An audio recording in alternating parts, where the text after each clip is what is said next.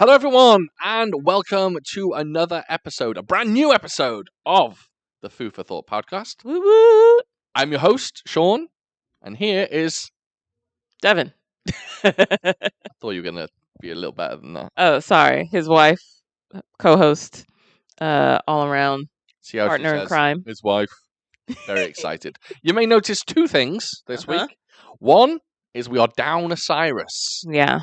Cyrus is not going to be with us. He is actually in Bulgaria. Right.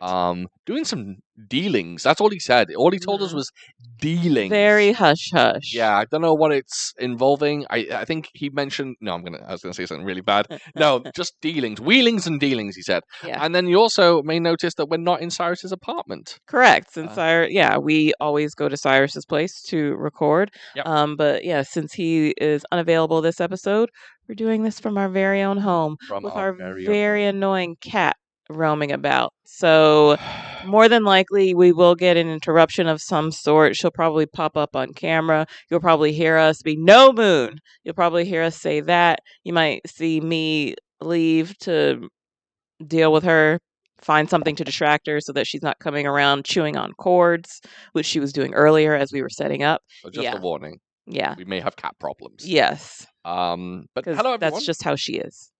Yes. Welcome to the Food for Thought podcast. If you're new here, we are a we how do I announce it? We're not a bi-weekly. How do I say it? Every 2 weeks. Once every 2 weeks, we record an episode where we review a kung fu movie or martial arts movie or even Asian cinema movie, because we don't always do action, although most of the time we do.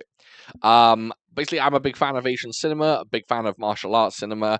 Devin is on the fence a little bit. Cyrus, not so much. And basically, it's my job to introduce them to good kung fu films, martial arts films, in the hope that they will fall in love with the genre. Yes. Simple as that. Yes. Sometimes it works. Sometimes it does not. Yes, and hopefully this time around it will go well, because this year, Jesus. This episode, we are covering 2010's Reign of Assassins. Yes. I'll get to the details of that film in a minute, but before we do you have any interesting watches this week or anything that you've done this week that's been particularly exciting? No. My life is very boring. I go to work and I do school. That's it. And you haven't watched anything?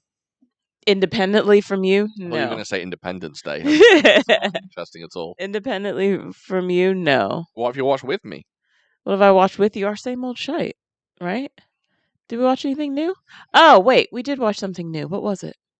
I don't know. I was going to say we've just finished season 3 of Warrior. Oh, right. So last night we wrapped up season 3. Yeah. And I'll be honest, season 3 I thoroughly enjoyed. Not as good as the first 2 seasons. Slower on the action, although that last episode was pretty good. Last episode was good. It ramped it up. The whole season lost its focus a little bit. It doesn't focus on the action. Basically, the way I look at it is they took Warrior and they made it more of an HBO show than a Cinemax show. And it works better as a Cinemax show. So let's be honest, it works better when it's got all the boobs and all the violence in it. That's what Warrior was known for, and it was great. Now they've gone kind of a bit serious, and they're trying to do lots of subplots and lots of things here and there. I didn't mind the additional drama and additional story. Yeah. Yes, it was slow on the action, but that was one of the best things about it. So if it could have incorporated, more action, then I would have been perfectly fine. Even the action this season, it's not as good as the action in the first 2 seasons, even though it's the same action director. There's something it lacks. I can't put my finger on it. I think it's impact. I think when people get hit in season 3, it doesn't look as powerful as it did in seasons 1 and 2. I don't know. It just lacks something. But I liked the last episode because it had a number of Bruce Lee nods. Yep. I very much appreciate it. One of the final fight scenes is in one of the final kind of standoffs is in an ice factory, a la The Big Boss. There is double nunchucks. Yep. Which is a delight. And also, they threw in a sneaky inch punch, which I appreciated. So it was good stuff. It was a good season. Yeah. I hope they get a season 4, and I hope they ramp it up a little bit. But we will see. That's all I've got. I haven't watched much in the last 2 weeks. I'm trying to think what films we've watched. Didn't we watch something? Did we? What did we watch? And we were both met about the Jennifer Lawrence movie. Oh yeah. What's that called again? Is it No Hard Feelings? Am I making that up? What's that called? I think that's right. No Hard Feelings. No. The new Jennifer Lawrence film, where she plays a No Hard Feelings. No Hard Feelings. There we go. She plays a lady who's paid to date a young kid and bring him out of his shell. And not a young kid. He's of legal age. He's of legal age. Yes, an 18-year-old. It's distinctly meh. Yeah, very distinctly meh. It does have, I will say, one of the best fight scenes of the year in it. I kid you not. Because it's so entirely unique, you rarely see a film like it. I'm going to spoil it, so if anyone doesn't want a spoiler, I mean, it doesn't spoil the plot, but there is an entire fight scene where Jennifer Lawrence has no clothes on. Yep. She is fully nude. Yep. And she beats the shit out of some people. Yeah. And you just don't see it. I mean, the choreography isn't great or anything like that, although she just German suplex someone. That was funny. Yeah.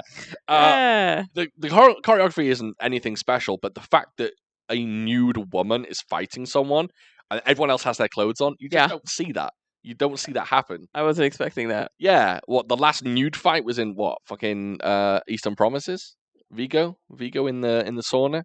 Oh. Bathhouse, sorry. That's the only one that I can recall. Yeah. The only one that I'm aware of. There is a naked kung fu fight in a film called Ninja the Final Duel. A lady fights a bunch of ninjas and she is fully nude. Okay. Yeah, but yeah, Jennifer Lawrence fighting in the nude. Good stuff. That's it. That's all I've got. I haven't watched anything else interesting. Yeah. I've been trying to... Actually, what were my last... Let's see. I'm checking Letterboxd. Checking what my last 4 watches were. Because I don't think I've had many successful watches lately. No, I'm watching all the Saw films. So I'm binging. Are you? Yes. Which one are you on? I've just finished 5. Wow. So I've got 6, 7, 8 to go. 9 to go. I think I have only seen 3, maybe 4 of them. Lucky you. But not in order. I think I've seen the first 2, and then maybe 9. Spoiler alert! I don't remember. You only need to see the first 2. The rest are very mediocre or awful. Yeah. I watched sort of 5 again with 1 star. It was terrible. And then I watched some Hong Kong films as well. I watched Taxi Hunter, The Skyhawk, and Magic Cop. None of which blew me away. It was. I've been a little let down with old Hong Kong cinema lately. But that allows us to jump into some Hong Kong cinema, and that is Reign of Assassins. Reign of Assassins. Directed by Su Chao Pin. Although a lot of people say it was co-directed by John Woo. We'll come to that in a minute. Yeah, I saw his name as producer. So apparently he was on set the entire time, and he was guiding the director. Although John Woo has said in an interview he did not, he allowed the director to have his own vision, right? But he just gave him pointers and guidance here and there. Got it. Which I will say, this film does not feel like a John Woo film. No. So yeah, it doesn't have not in the his slightest style. Yeah, starring Michelle Yeoh, Jung Woo Sung, Wang Shu Chi, difficult one, Barbie Sue, and Kelly Lin. Action director was the legend Stephen Tung Wai, or Stephen Tung Wei. Yeah, great action designer, always has been. Let's see. The Chinese title for this film was Sword and Rain, Rivers and Lakes. Terrible. Not great. No. I think that's the exact translation, though, so maybe it doesn't make sense. The main character in this film, in some iterations of the film, in this she's called Shu Yi, and in some iterations of the film she's known as Drizzle. Interesting. Yep. Michelle Yeoh was reluctant to take the role because she hadn't used her martial arts skills since Crouching Tiger. Okay. So what, 10 years it had been without using martial arts skills? Oh. And the film had actors from Hong Kong, China, Taiwan, and South Korea. There you go. A few tidbits there. You know how it works. You know how it goes. Yep. Devon. Yep. What did you think of Reign of Assassins? I enjoyed it. I'm gonna have a cheeky drink. I enjoyed it. I thought it was pretty good. Not as good as I was hoping for. I guess I was thinking in terms of Crouching Tiger. Okay. And for some reason, just the wire work, it wasn't as good as in Crouching Tiger. Or I didn't think it was as good as in Crouching Tiger, so that was a little bit of a letdown. Can you define good? What's good wire work to you? See, I don't know. I don't know, because it's all, I mean, obviously it's defying gravity and it's ridiculous, but it can still be done in a good way and in a bad way. And I'm not saying this is bad. It just it didn't feel it just didn't hit, it didn't satisfy me as much as like Crouching Tiger, or even what was the other one that we did? House of Flying Daggers? Thank you. Or even that one, really. Okay. Yeah. That's fine. But all together, enjoyed it. Enjoyed it. Yes. Good film. Good film. I didn't like that Michelle Yeoh was dubbed. Didn't care for that. So I don't know why it rubbed me the wrong way, but it did. Because it's awful. Yeah. So Michelle Yeoh is and it's dubbed not. for this entire film. But yeah, but I think it's just. I mean, with any dubbed film, it's not the original actor's voice. But I'm just like, but I know what she sounds like, and she's. I don't know. I just don't understand why she was dubbed. I think I know why. Okay. So no one else is dubbed in this film, by the way. Just Michelle just Yeoh. her. And firstly, they give her a voice that does not suit her. No. So it's very childlike. Yeah. Or young. Very young, very delicate, very young. Yeah. So I think she's dubbed because the film's in Mandarin and she doesn't speak Mandarin. No. She spoke Mandarin in Crouching Tiger, but she had to learn her lines phonetically. Gotcha. And I think they filmed this in Mandarin, and she was just like, "I can't speak Mandarin," and they're like, "Don't worry about it, we'll dub you over." Now, or maybe she just didn't have enough time to learn her lines like that. Maybe. Now, it kind of works in the plot of the film, which we'll get to in a minute, right? Because it kind of makes sense that she doesn't have her own voice, but it's very jarring. If you know Michelle Yeoh and know her voice, and Michelle Yeoh has a beautiful voice. She has a very distinct voice, and yeah, I like it. It's very jarring, and it doesn't suit her at all. Not at all. I like this film a lot. When it first started, when the film kicked off, in my head, I went, "Uh-oh, don't think I'm going to enjoy this one." Something immediately from the get-go, I was just like, no. And then by the end of it, I love this film. Wait, when was the last time you saw it? When it first came out, 2010. Okay. I think it's fantastic, and I'm going to actually go against Devon's opinion. The wire work in this film is phenomenal. Oh yeah? It's so fucking good. It's unbelievable. I wonder. So, and what made me curious is because I haven't seen Crouching Tiger in a very, very long time. Yep. I wonder if it'll bug me. No. I don't think so. No. But then, but when's the last time I really watched a very heavy wire worked film? And so, yeah, but I don't know why this one it just didn't feel can wire work be natural?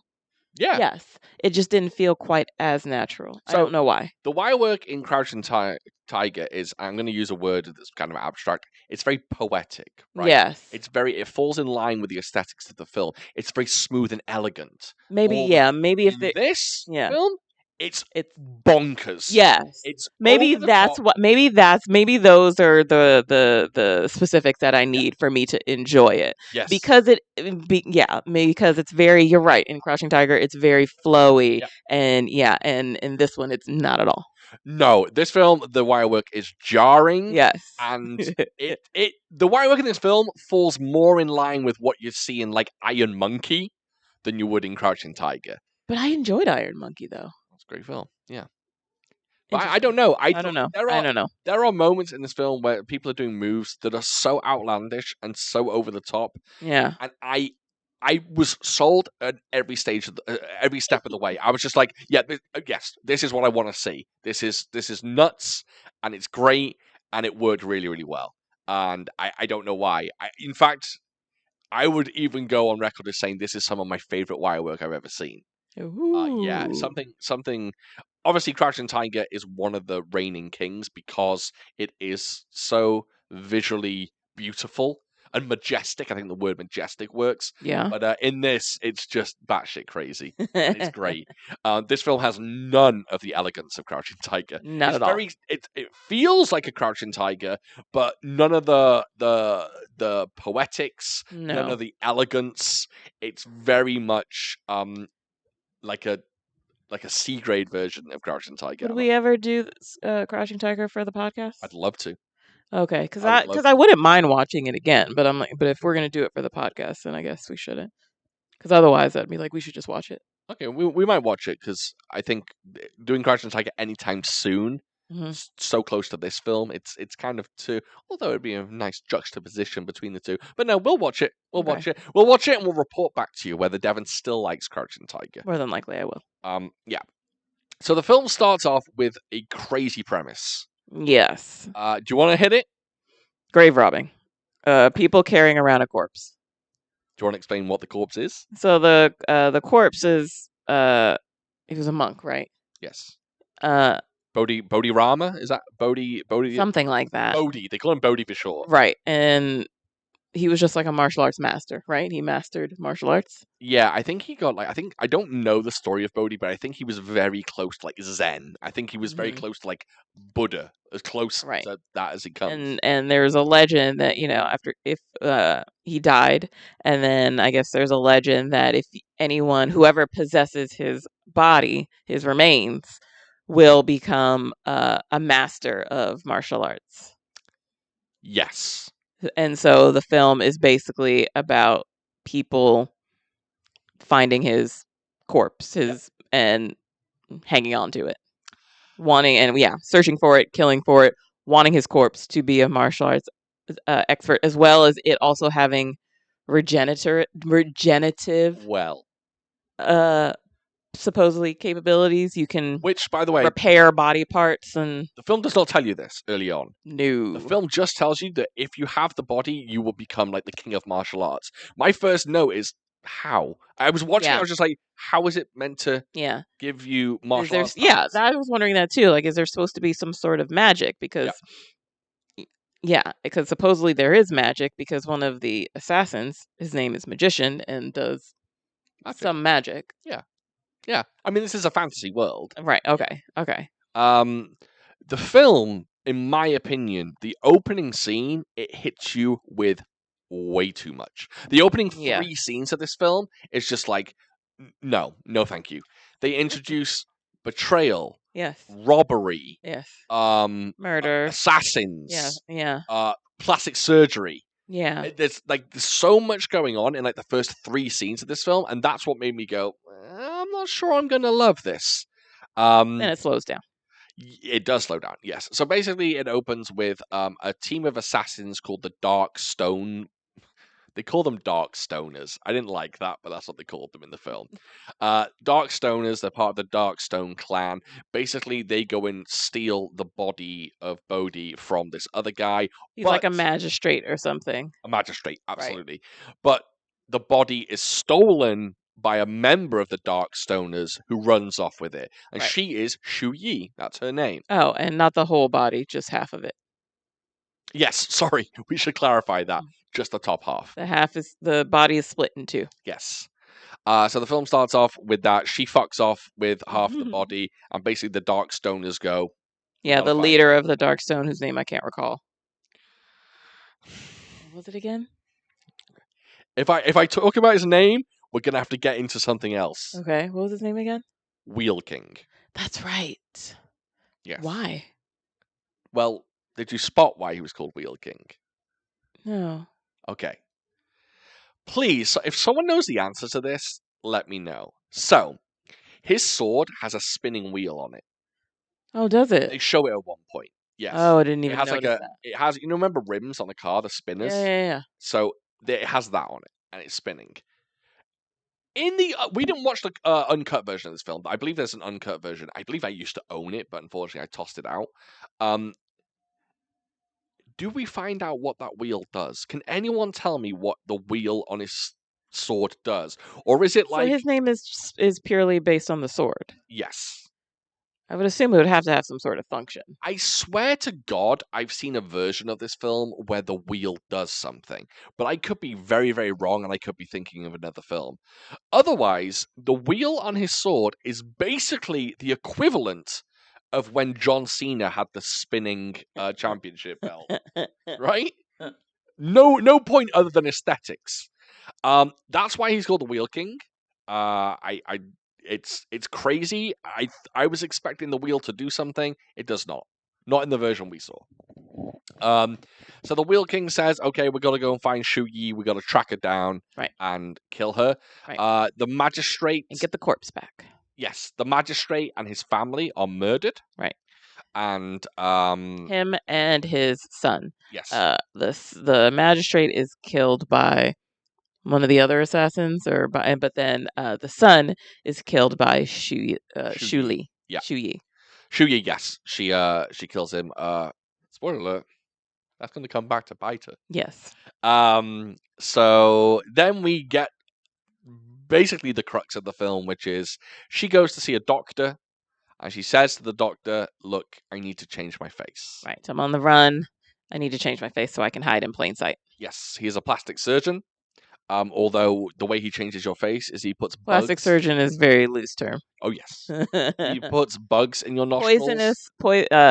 Bugs in your nose. Poisonous. He's gonna cut open peel back the skin of your face, put poisonous bugs in there, and let them like eat away some flesh or do a bone. Basically, and then sew your face back on. Yeah, that's exactly what she does. And surprise, surprise! Once he does the surgery, she's Michelle Yeoh. Yes.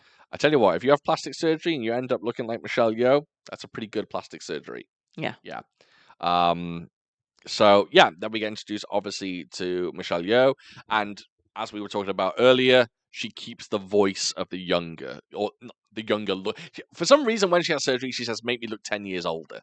But she keeps the her voice. So, Kelly Lynn, who plays the young actress, I don't know for certain, but she might be the one that dubs over Michelle Yeoh. Okay. I'm not entirely sure, but that could be the case. Either way, it's jarring. But we get Michelle Yeoh, and Michelle Yeoh is living, or Shu Yi. She changes her name, but we're going to call her Shu Yi because I can't remember her actual name. Me neither. She's living the dream.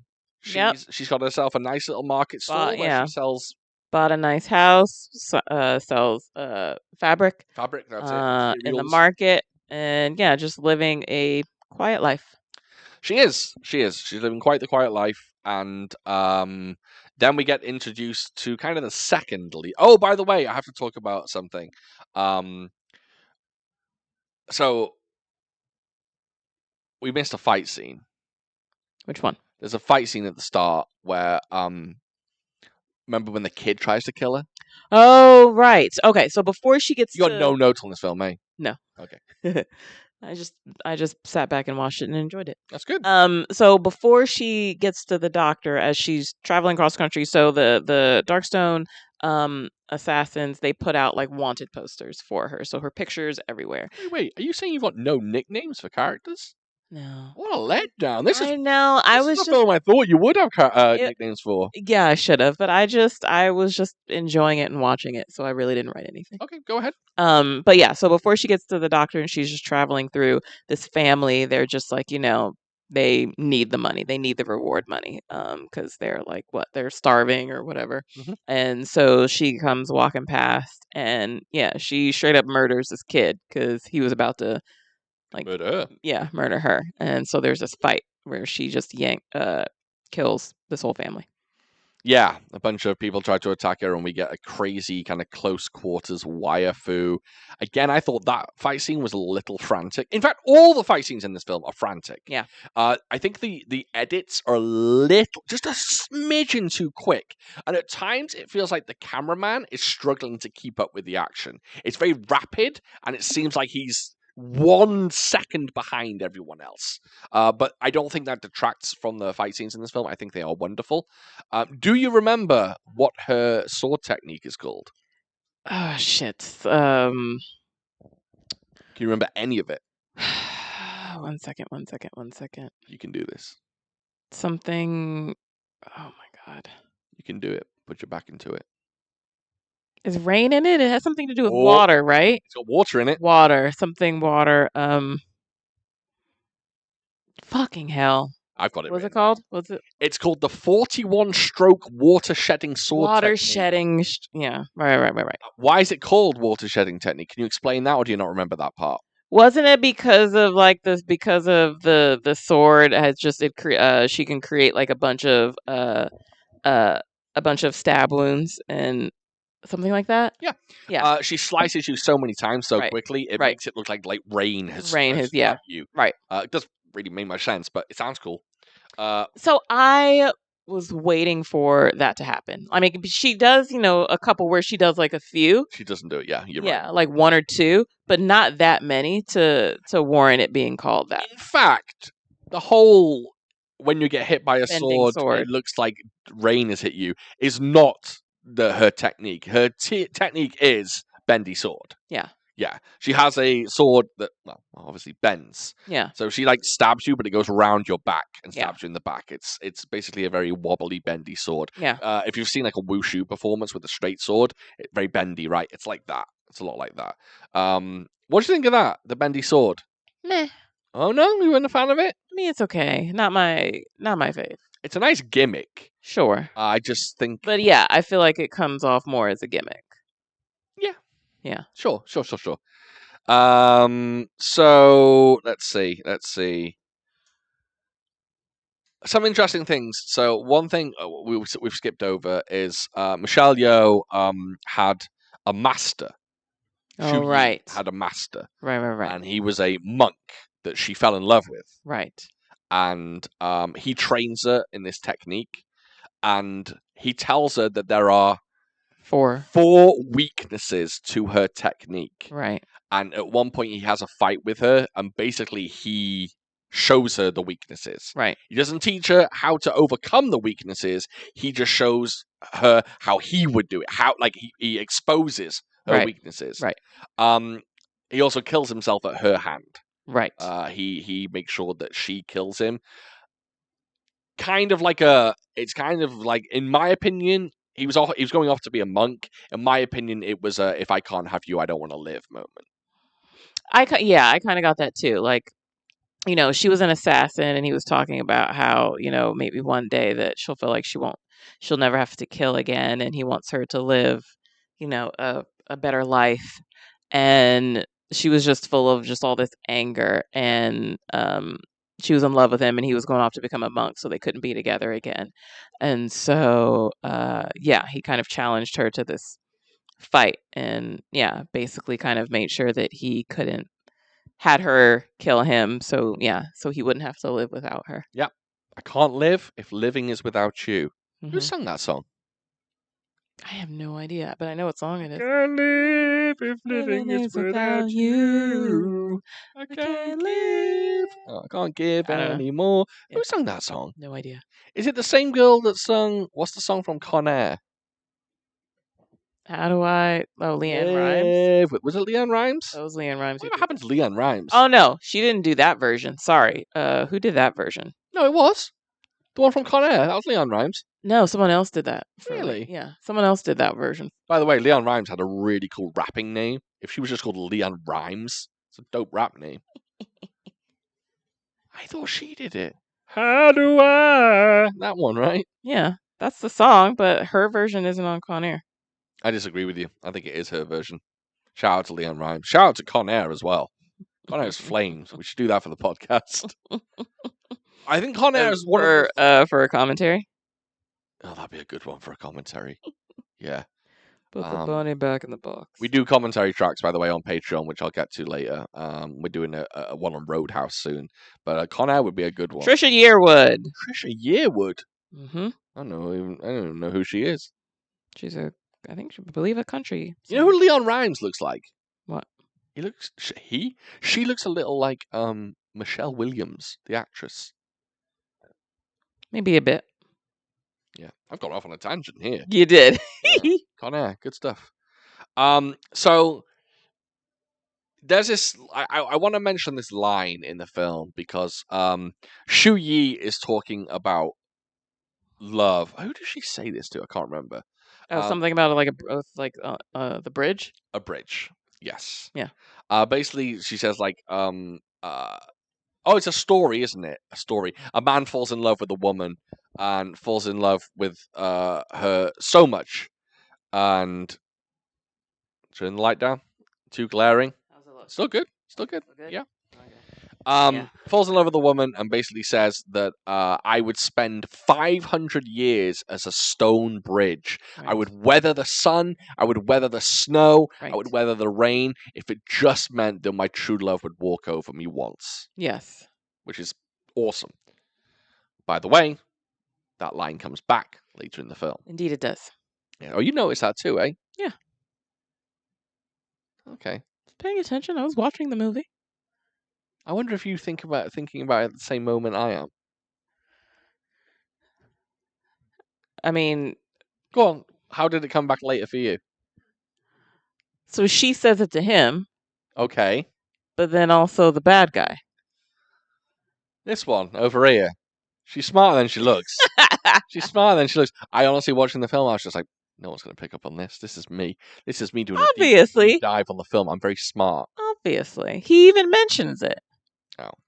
So he can, every time he walks across it, he can look at her. So, the irony. We'll get back to that.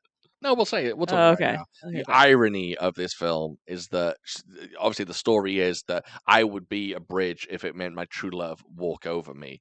The bad guy kills a woman and buries her under the bridge so he can walk over the bridge and look at her body every day. Yeah. So it's kind of a juxtaposition between that guy, the nice.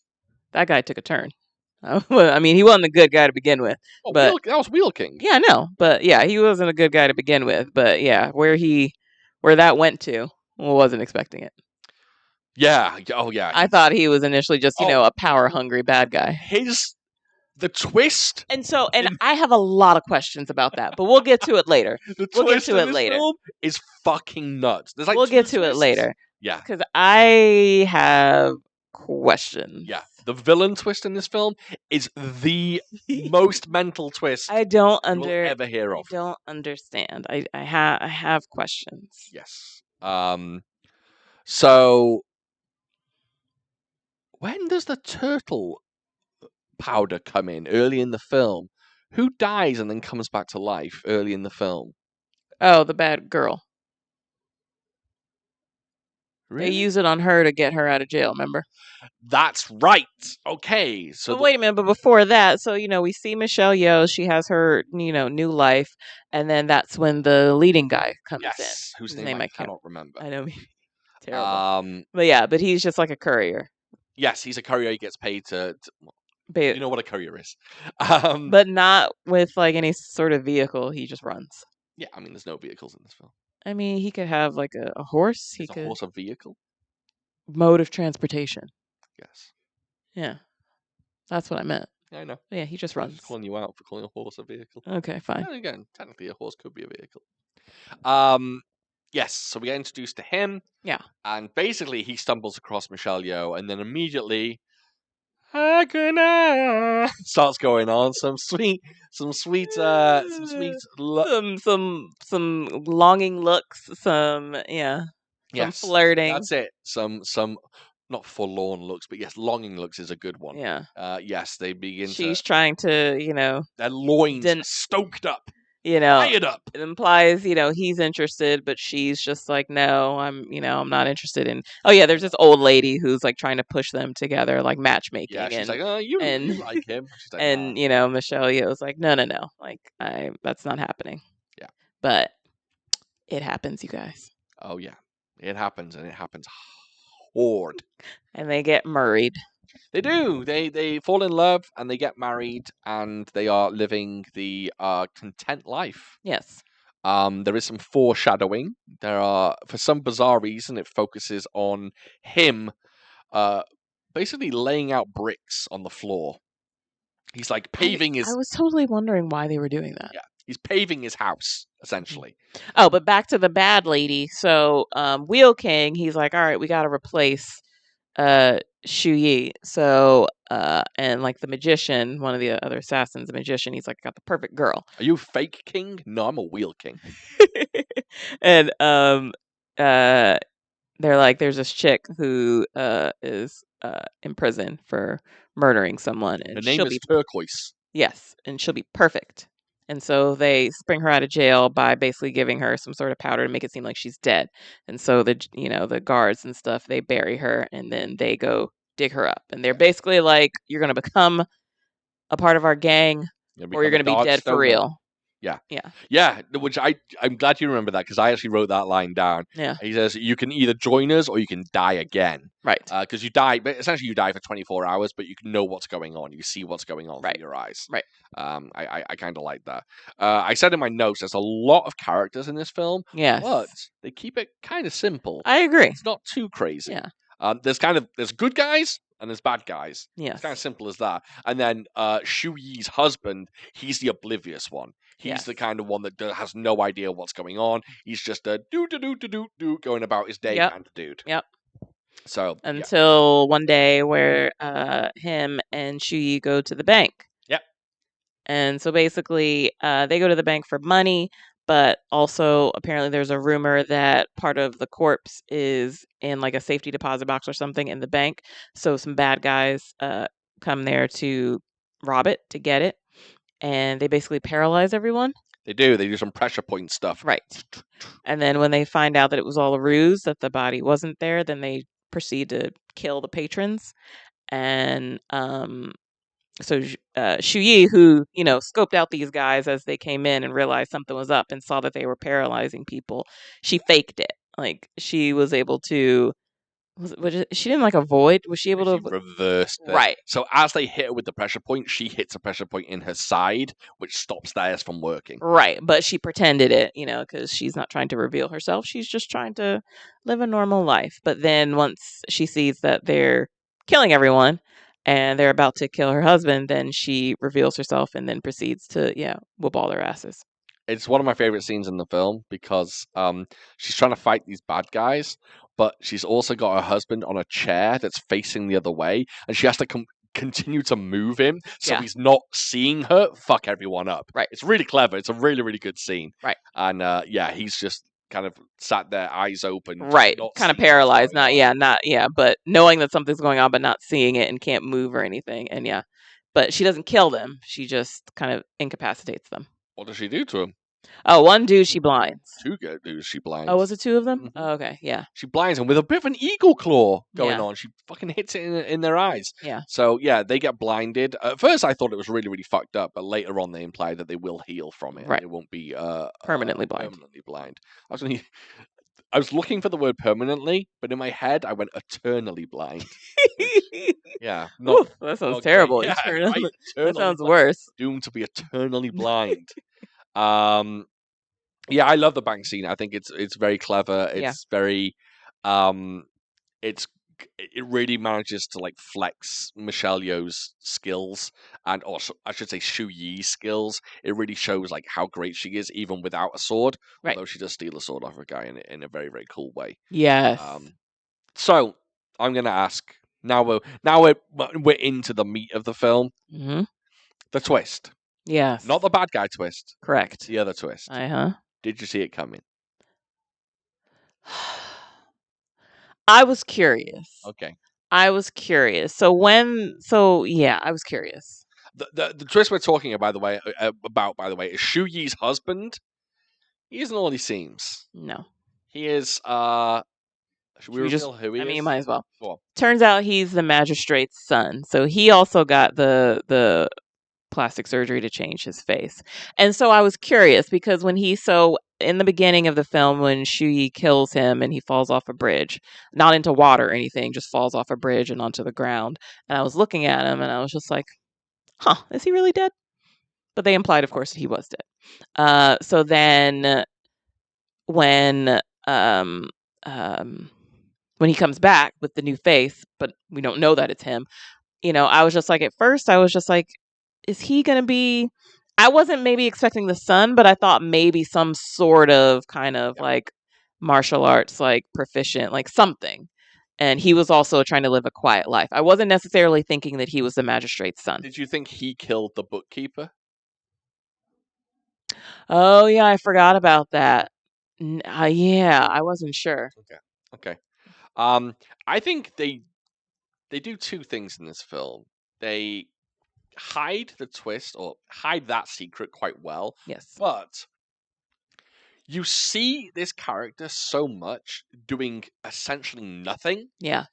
And they linger on him so much. Yeah. In the back of your mind, you go, what's up with him? What's up? What's going on? Mm-hmm. Why are we seeing this guy do mundane shit? Yeah. There's something about him. So they kind of hint that there's something about this guy, but there's no. I'll be surprised if anyone, well, not if anyone, but I'll be surprised if most people like work out that he's a magistrate's son. Yeah. I've seen this film before and I couldn't remember he was a magistrate's son. Yeah. So I was quite interested by the twist as well. I knew he was, I knew he was a serious deal. Yeah. But yeah. So So now he knows that Michelle Yeoh isn't quite what she seems, but he's just like, you're my wife. Whoever you were before doesn't matter.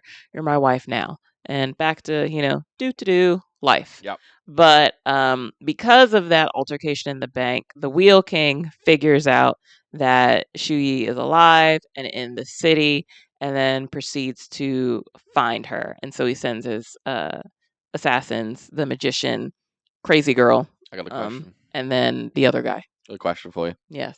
So one of the assassins, I think he's called Liu Yin. I have his name. The noodle maker? Yes. Yeah. It reveals it's a very interesting part of the story because they didn't have to do this. Mm-hmm. It could just be the bad guys are bad guys, right? And that's it, end of story. But Liu Yin, I think his name's Liu Yin. I'll check in a second. I believe so. He is actually married. He has a wife, and he is pulled away from his wife to do all this nefarious shit.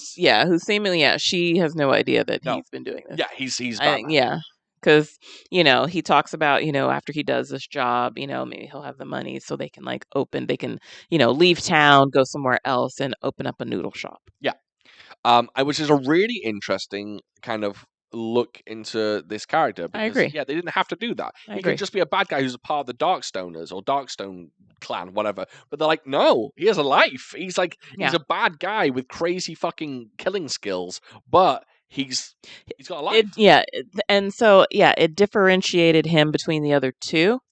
I have a question about the girl. But I wish that maybe they would have done a little more with him. Agreed. Yeah. Agreed. And I don't know if they do in the uncut version. I'm not entirely sure. Okay. The girl. Yeah. What was her deal? I feel like she's just cuckoo. Why was she with that man? Which man? The old man that she was sleeping with.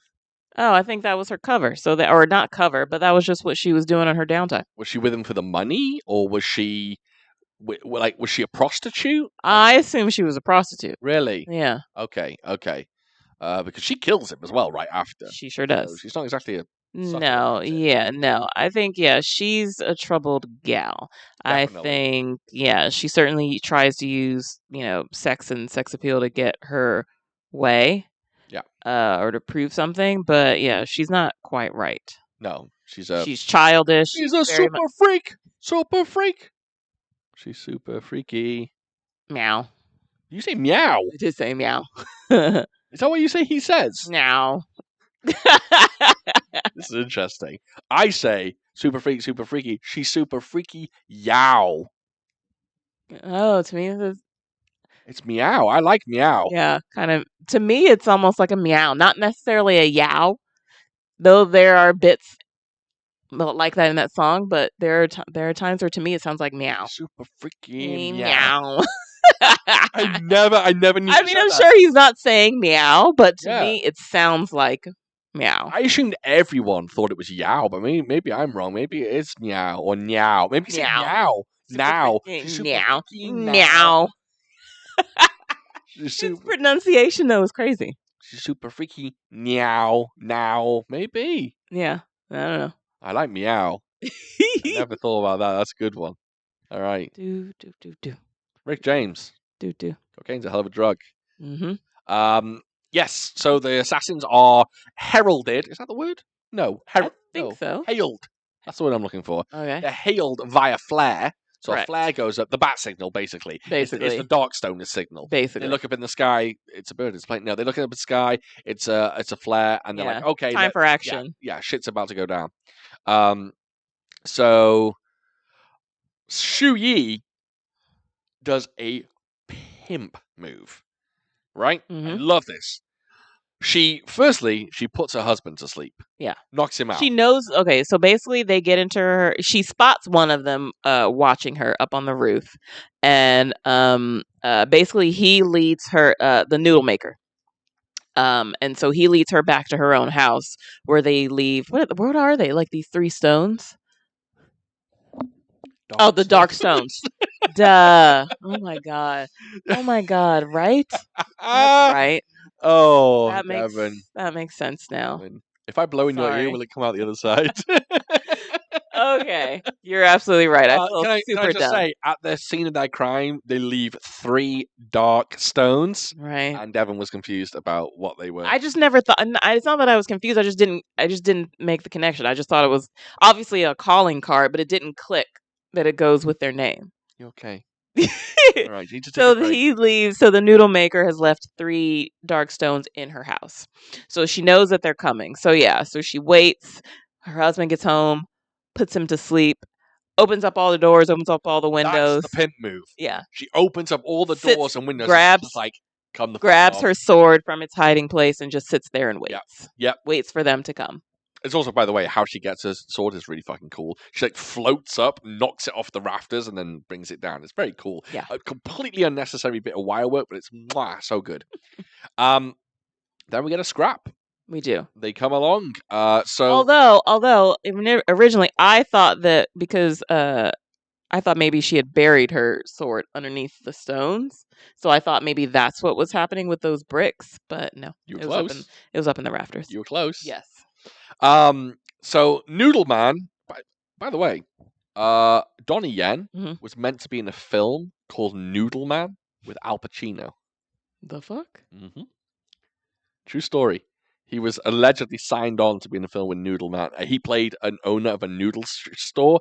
Don't know what Al Pacino was going to play, but guarantee, he'd do that a lot. I do not. That's an interesting. I want a bowl of noodles. That's an interesting combination, which I don't know if I like. Yeah, I can't see Donnie Yen and Al Pacino being the Jackie Chan and Chris Tucker of the modern era. Yeah, that's a twosome I don't agree with. No. What's the last good film Al Pacino did? What's the last good one? Irishman? How'd you say that? Irishman. Wait, that wasn't Pacino. Wasn't that De Niro? Wasn't Pacino in it as well? Was he? Yeah, Pacino was in that. You sure? Pesci, De Niro, Pacino. Wasn't he? Yeah, he played like... What did he play? Jimmy Hoffa or some shit. Not Jimmy Hoffa. He played some, significant political figure. Oh. Didn't he? I don't remember. Don't they whack him in a car? Oh, I think he did play Hoffa. Was it Hoffa? I think he did play Hoffa. Robert De Niro. Al Pacino is Jimmy Hoffa. Oh you are correct. I'm a fucking genius. Very good. That's a good memory. Very good. Was he also in House of Gucci? Yes. Yeah. He was also in House of Gucci. That film wasn't a good one though. It wasn't great. It wasn't great, but Jared Leto was having the time of his life in that film. But I thought it was okay. If you haven't seen House of Gucci, Jared Leto is, I'm not kidding, this far away from going, it's me, Mario! He's going full fake Italian. Yeah, it was pretty great. Mario, I'm gonna win! Yeah. It was pretty great. Honestly. He does a better Mario impression than Chris Pratt does in Mario. It was great, though. I thoroughly enjoyed Jared Leto in that film. Everyone else is playing it dead serious. And Jared Leto... Not Jared Leto, though. He's like, what? Is this a comedy? I will do comedy. Everyone else is like, no. Know. He was like, I think Jared Leto was like, I gotta loosen up some of this tension. I think everyone was just like, remember when he was Joker and apparently he was like a weirdo on set and like a piece of shit? Mm-hmm. I think he got to House of Gucci, which is like, everyone thinks I'm a piece of shit. I'm just gonna go wild. I'm gonna have so much fun. Yeah, I'm gonna be Mario. Yeah. Not a great film. But I thought more of it than Sean. I don't think it's it's too worth bad. a watch. It's worth a watch. Anyway. It's not Lady Gaga's best film. Did you say Lady Yaga? I said Lady Meowga. Oh. No, I didn't. I said, I probably said Yaga. You sounded like Yaga. Yeah, Lady Gaga. It's not her best film. It's Star is Born is her best film. Well, sure. Yeah. Although she's in Joker 2 that's coming out. Oh yeah, you told me that. Yeah, she plays Harley Quinn. Oh yeah, you did tell me that. Yeah, I believe so anyway. They haven't revealed that she's Harley Quinn, but I imagine she is. And it's a musical. Which is weird. Which is very weird. Where are we? What are we talking about? Okay, fight scene. Yeah, there's a great fight scene. Yeah, so now the Dark Stone has come to Michelle Yeoh. Noodle Man. Noodle-Man. His skills are he fires needles. Yes. He throws like lots and lots of needles. Yes. This is, I don't know what that is, but it's like he shoots them out of his sword, but he doesn't. They're like from his sleeve. From his sleeve, Somehow they come like from the back underneath his shirt and every which way. Needle Man, Noodle Man. No. Okay. Yeah. Needle Man. So he's got noodles. Noodles and needles. He's got needles. Noodles of needles. Oodles of needles. The turquoise girl, she knows the water sword technique that Shu Yi knows. She just ain't as good. Yes. Magician. Magic. We'll get to him. He knows magic. And fire. Oh, Will King's just flames. He's just dope. Yeah. So there's a fight going on. I don't remember how that fight ends. How does that fight end? No. So actually, when they confront her, and the wheel, it's the assassins first, and and they're kind of talking to her and just like, why'd you leave and this and that, and like, this is really what you left us for, this boring life. And of course, the turquoise is trying to egg her on by threatening her husband. But then the Wheel King comes in and he's basically like, I want the corpse, and she's just like, fine, like, you can have it if you leave me and my husband alone. Yes. But he needs, it becomes a heist movie, right? But then he needs the other half, and so he knows who has the other half, and he wants her to help him so he can get both halves of the corpse, and then they will be free. Let's do it. Yes, sir. Devin, Sean. Why does he need both halves of the corpse? Why does the Wheel King need both halves of the corpse? Okay. So initially I was just like, all right, this corpse, you get to, so wait. So here's my question. So before the whole the reveal with the bad guy. So the corpse is in two halves. Do you have to possess the entire corpse? You have to possess the entire corpse, right? Okay. All right. So initially it was just like, all right, he wants to become a martial arts, master. He wants to be all powerful. He needs both halves of the corpse. However, there's a moment where Turquoise, she's coming on to him. She was just like, she wants to be by the side of the most powerful person, and that's going to be him because he's going to have this corpse. So she starts coming on to him and kissing him and stuff, and goes to grab his junk, and that's when we find out that his junk ain't there. That he's been castrated, and he's a eunuch. He's a eunuch, and so he. Is eunuch just your balls cut off, or your penis as well? I think it's just balls, right? I think it's just balls. Yeah, because you can't live without a knob. Oh yeah, I guess you can live without a knob, but I guess so. I think they just cut off. I think he just has no balls. I believe so. Yeah. And so he believes that if he has the corpse and he can, with its magical regenerator, it's also not just martial arts powers, but somehow regenerative powers. Because the guy who had the lower half of the corpse, that they steal it from, he was in a wheelchair and he wanted the whole corpse because he thought that his legs would grow back or regenerate or whatever, and he'd be able to walk again. Not legs grew back, he had legs, right? Yeah, so sorry, that he'd be able to walk again. Yeah. And so the bad guy, the Wheel King, makes out this thing where he and this is what confused me. Go on. So I guess the corpse of Bodai had testicles, but apparently he wasn't supposed to have testicles. Correct. So he's under the impression that because of his whatever Bodai's mystical or whatever it is going on, that he was able to grow them back, which made the Wheel King think that if he is in possession of Bodai's corpse, that he could grow back his own his testicles and be what he kept saying is a real man. So I guess my question, what I didn't understand, is why was he castrated to begin with? Well, that's a good question. They made it seem like it was a thing that happens. Yes, it does. Who does, or who to who? So, a lot of the time, in whatever era China, you'll see it in tons of kung fu films that usually people that assist the king are the emperor, the right hand man of the emperor, or part of the emperor's loyal court. They will be eunuchs. Why? I don't know the reasoning behind chopping them off.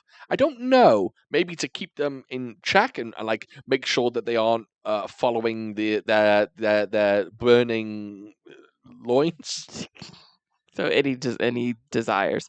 Yeah, So wait, desires. so then okay, so then that implies that Bodai was What did it say in that opening, that Bodai was a part of the? He was a monk. Yeah, it just said that he was a monk. I don't know. I don't know when he got his chopped off. But can we just say that for those of you listening or watching, keep in mind, I'm going to put this in the simplest terms. The bad guy's main motivations in this film is to grow his bollocks back. Yeah, so that's his sole point. So he can be a real man. Yes, he just wants his balls back. Yeah. Hello, sir. Can I have my ball back? Yeah. He just wants his balls back. But then, of course, Turquoise, she does not handle that situation well. No. She insults him and yeah, basically is just like, nah, basically you're pathetic, and the Wheel King don't handle that well. And so he paralyzes her and then goes out to this bridge and proceeds to bury her alive. And basically, yeah, talks about how much he cares for her and how he wants to be with her. And so this way, he can look at her when he walks across the bridge every day and this and that. And it's a pretty terrifying scene because, yeah, she's skipped a massive part of the film. Oh, which one? You've jumped way ahead. Oh, did I? Yeah. The other reveal. Yeah. Didn't that come a little after, or is that at the same time? He buries her just before he goes off to fight Michelle Yeoh. Right. Sorry. Okay. So the other reveal. You want to reveal? First, we get the heist, right? They're trying to steal back the body, and what happens is Michelle Yeoh basically gets the body back. Yeah, helps him give it back, and then she's like, "I'm done," and she tries to fuck off, but the other assassins go, "Hey, yeah, I'm going to steal the body and get..." So basically, they turn on the Wheel King. Right. They don't turn him on. He can't. Oh, the magician. Sorry, the magician. Just walked all over my joke. Oh, I'm sorry. Just walked all over my joke. It was a good joke as well. I apologize. Can I do it again? Yes. Okay. Well, I'll edit this bit out. I won't. I was going to say, they turn on the Wheel King. And then I said, well, he can't be turned on. He's got no balls. Got it. Got it. Pretty good. Thanks. Yeah. Yes, the magician goes, hey, I'm snatching the body. Because he's old, and, he made a comment about being old now and kind of sickly, and how basically he's given his life to this whole clan and for very little. Yeah. He's gotten very little in return. And he says to the needle guy, he goes, you can have the cashola. You can take the cash. I just want the body. Right. So right. You just help us kill, you just help us kill him and you are free. So then it gets all complex where Wheel King comes along. Noodle guy. I keep calling him Noodle guy or Needle guy. Doesn't matter. Either one. He doesn't agree with the magician. Yeah. He starts fighting the magician. And then Wheel King starts fighting the magician. And then Needle guy starts fighting Michelle Yeoh. Turquoise is fighting Michelle. It's all chaos. Yes. I will say something. Is it me, or did that courtyard look a lot like the one from Crouching Tiger? Yes, it did. Right? You agree? It did. It looked. Remember where Michelle Yeoh kind of runs up a wall in Crouching Tiger, one of those famous bits from the film. Yeah, it looks exactly like that. Yeah, and she did a little bit of run up a wall. She did. Yeah. I wondered whether it was a nod to Crouching Tiger or whether they just didn't realize. Yeah. We also get a first reveal of the magician's magic, and you mentioned it earlier. It's all about fire. Yeah. He sets his swords on fire. And somehow throws fireballs. It's dope. Yeah. When he's like spinning his swords around, like fire's like floating around. Yeah. It's cool as hell. But he ends up dying. He does. He tries to kill the Wheel King, and the Wheel King kills him. Yeah. Yeah. And then, but Michelle Yeoh escapes, but she's injured, so she goes back home, and her husband is there, and he, puts her, she's kind of, I guess, like passed out, so he puts her like tucks her into bed and stuff, and is looking after her, and then the assassins come, and then we get our next reveal. We do. We get, firstly, I can say this. If you think Michelle, or if I think, Shu Yi's move was smooth earlier when she opened the doors and waited for them to come, fucking this dude is smoother than anyone. Yeah. They walk in and they're just like, hey, we're a bunch of assassins. And he's like, I'm just going to chill. Yeah. Because I don't give a shit. Basically, that's his attitude. Like, don't care. And the needle guy goes, hey, I can kill you with my needles. Don't worry, it won't hurt. And he goes, you have never been killed. How do you know it doesn't hurt? Right. So I was like, that's smooth. That's slick. And then, of course, obviously with that line, I was just like, I mean, even before that, like, he was far too chill when they showed up. I was just like, okay. Cool. Something's about to be revealed here. And it reveals who this dude really is. Him putting the stones down on the floor. Mm-hmm. He's the one who's buried his sword. Right. And just while he's chatting to these guys, he just pulls out a sword, starts sharpening it. But of course, they believe that he's a nobody, so they all find it very amusing, and is, just like, what do you think you're gonna do? Plus, his sword looks like dog shit. Right. It's like old and rusty, so he proceeds to sharpen it as he's talking to them. Yep. And then he gives them the business. He does. His thing is he fights with a long sword and a short sword. He has 2 swords that he fights with. And he sorts them out. Yeah. And he was just like, talks to Noodle Man, like, don't you recognize, these swords? And that's when Noodle Guy realizes who he is. Yeah. That he is the magistrate's son that they thought they killed years ago. At one point, he's fighting a henchman of some kind. Henchman or henchman? Henchman. He's fighting a henchman, and he's like with his sword. And what he does is he throws the knife up in the air, and he continues to fight him, pushes him back. The henchman goes back, and the sword that's in the air falls down and stabs him. And it's cool as hell. On the top of the noggin. Yeah, it's cool as hell. It's pretty great. Yeah. That's a great movie. Fight choreography in this. Did you like the fight choreography? I did. I enjoyed it. I know you didn't love the wire work, but the fight choreography was really. I did. Yeah, really I enjoyed nice. it. Yeah, very, very good. Yeah, when he unleashes, it's like it's all systems go. We get to see him at his full. He's really, really cool. Really, really great. Also, the sound design in this film. I don't often talk about sound design. The sound design in this film is lovely. When anyone's fighting with the water technique, it's like drip, drip, like water drips. Really? Did you not notice that? No. How did you not notice that? Okay, so here's the thing, because we're gonna talk about this, because I also didn't notice these sound effects that you guys were talking about in the last episode. I don't listen to sound. I paid far too much. Wait. Someone just snip that and send it to me. Devin just going, I don't listen to sound. I don't pay attention to the sound in the film because especially, we don't do dub, so I'm reading subtitles and then I'm watching what's going on. And then especially if it's a fight scene, I am very focused in trying to keep up with the moves and watching the fight. So there's already too much that my brain is trying to process. The sound, no. The sound, whenever she throws the sword, it goes. Didn't catch that at all. Really? No, I told you. Anyway. I'm paying far too much attention to the fight.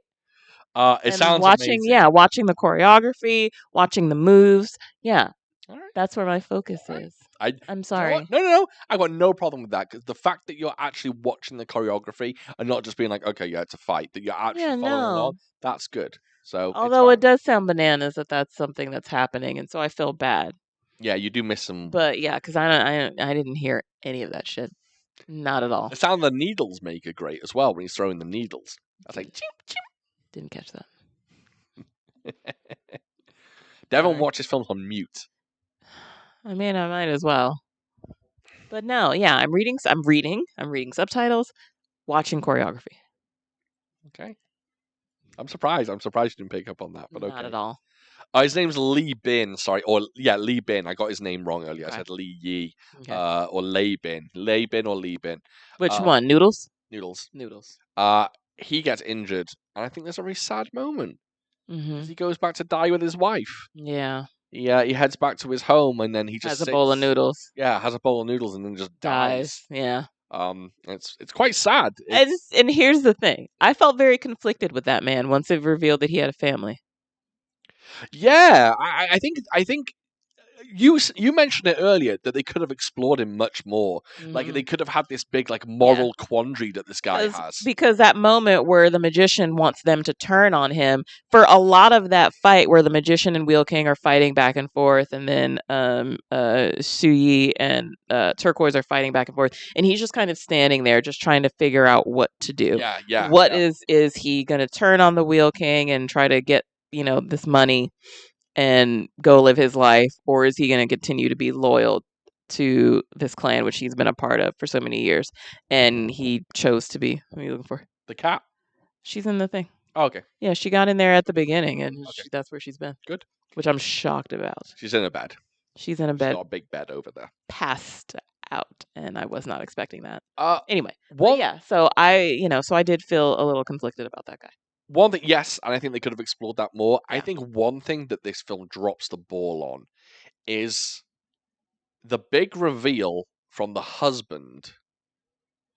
You don't necessarily care because at the start of the film, you don't find anything out about the magistrate's son. You don't follow him as a character. You don't get to know him. All you know is his dad was killed. That's it. Yeah. Like when he pops up on screen, they're already in the midst of this fight. He's already injured.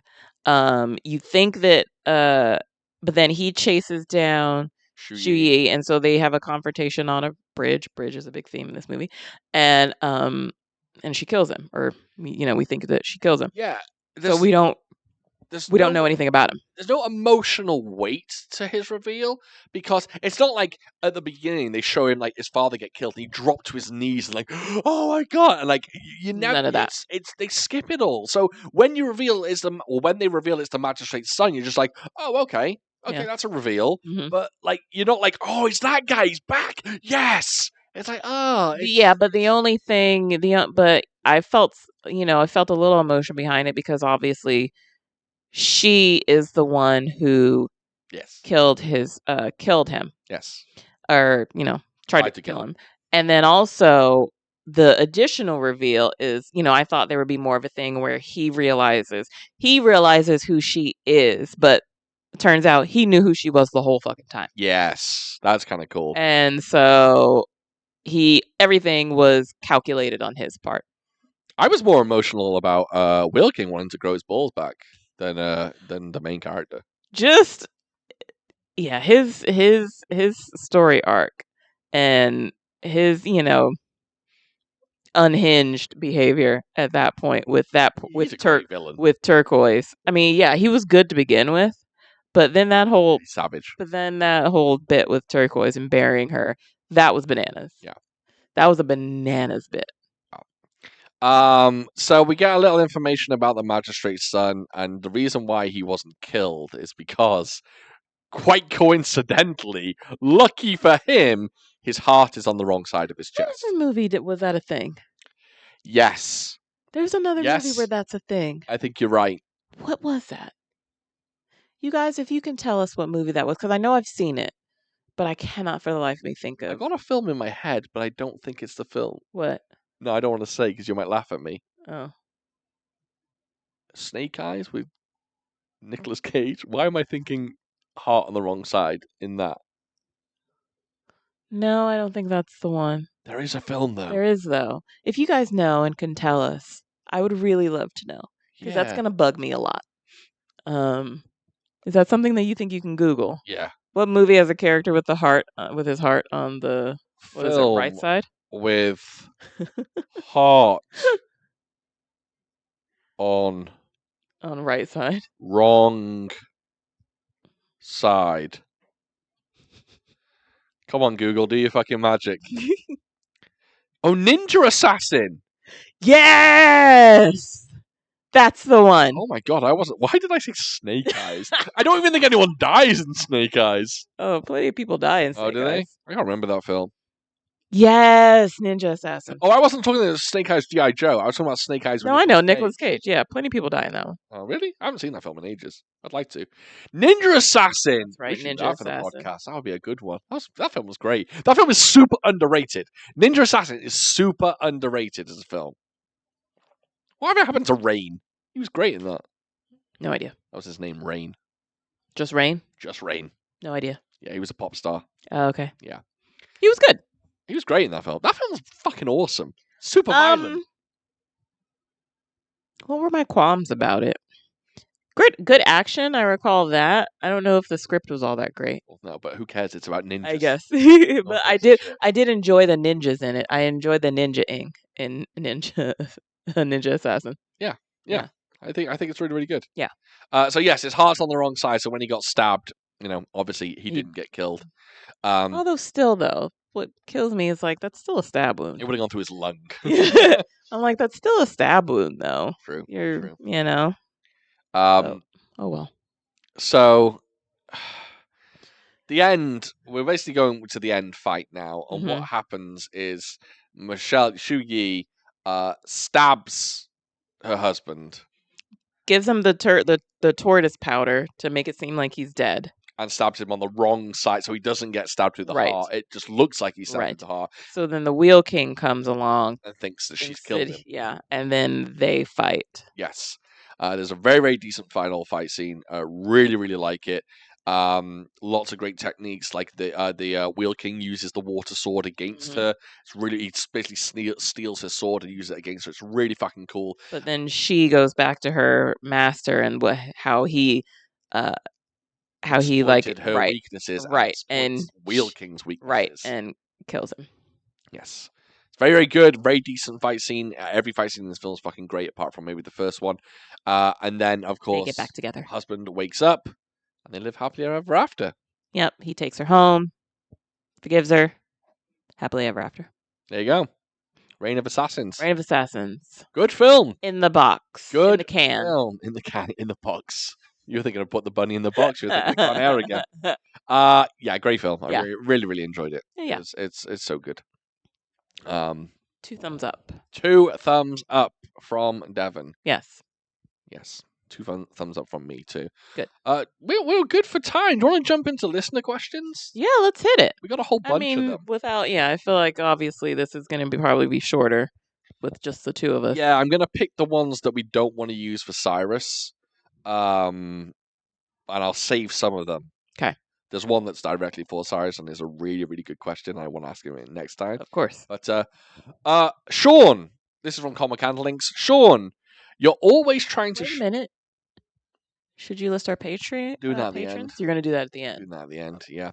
Sean, you're always trying to show Cyrus and Devon great martial arts films. Yes, I am. Yes, I bloody am. Yes. What martial arts film could you show them that would completely turn them off the genre? Oh, I bet there's plenty. There's an easy answer. There's an easy answer to this.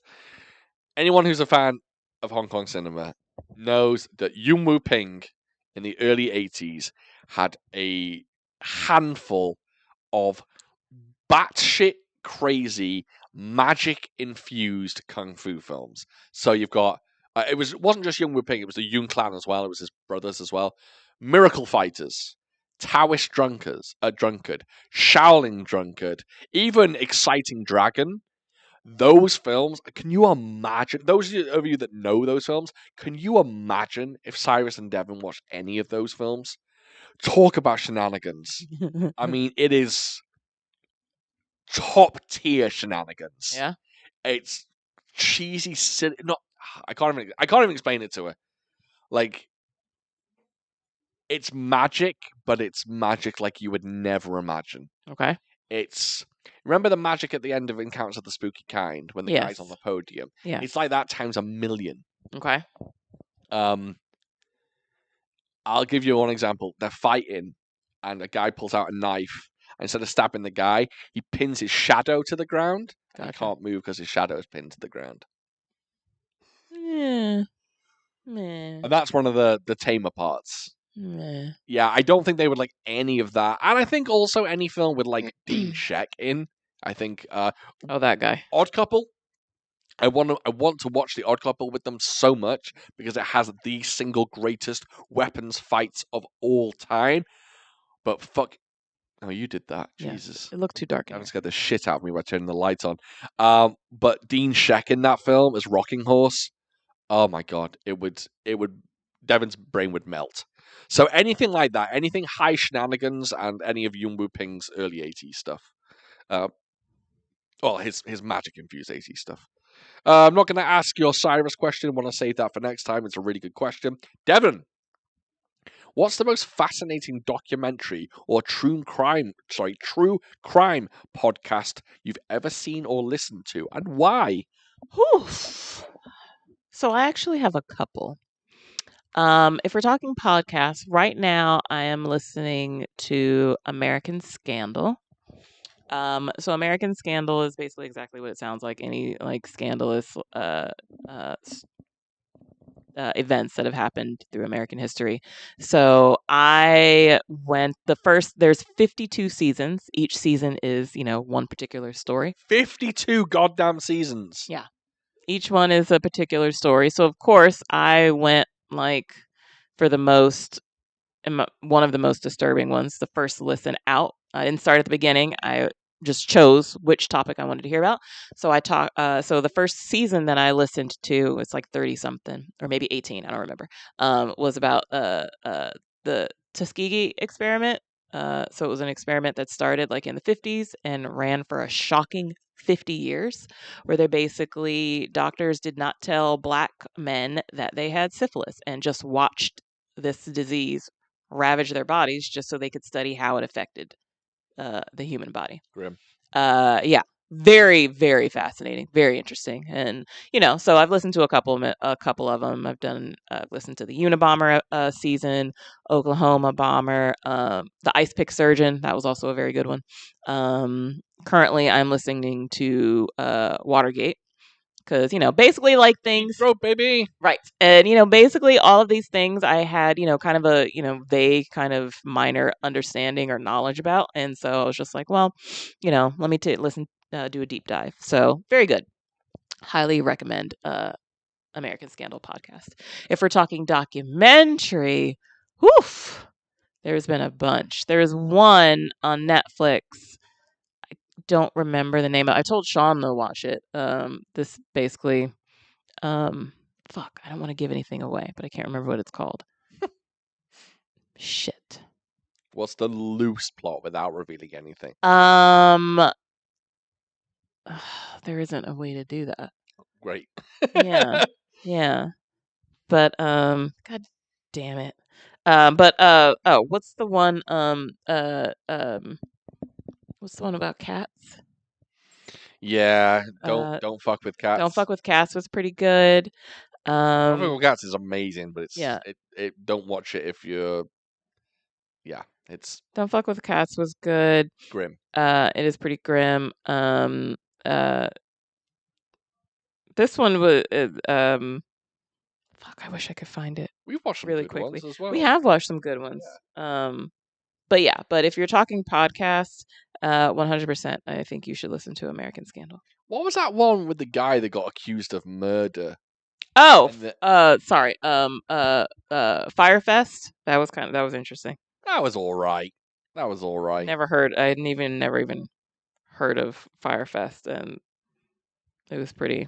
What was the one from years ago? It was an HBO one where the guy got accused of murder, and then at the end they catch him on recording, basically admitting to the murder. He's like taking a piss or something in the bathroom. Oh, that old guy. Yeah. That old guy. Was it like the staircase or the? No. That was somebody else. Oh, the staircase was a good one. Oh, keep sweet, pray and obey. That was horrifying. Yeah, that one was kind of fucking weird. That was horrifying. What was the one with the that old man? What was that? What was his name? Robert something. This looks terrible. Both of us scrolling on our phone. I really want to find that one that about this woman. She's this mother. Something about a mom. What the fuck is the name of this thing? The fact that we are doing this. I know. I'm so sorry, but I really, really, really, really, really want to name it. I wish I could remember. Everyone knows what I'm so talking sorry. about. It was on HBO and everyone fucking watched it. Yes. And then I've just spoiled it for everyone. By the way, the guy basically gets caught talking about the murders he committed at the end. Can't find it. Yeah, we've seen a few good ones. Yes. I think during the time when the whole world was into it, I think we got into Serial, the first season of Serial. Oh yeah, that was really fucking good, and we all bought into that. Yeah.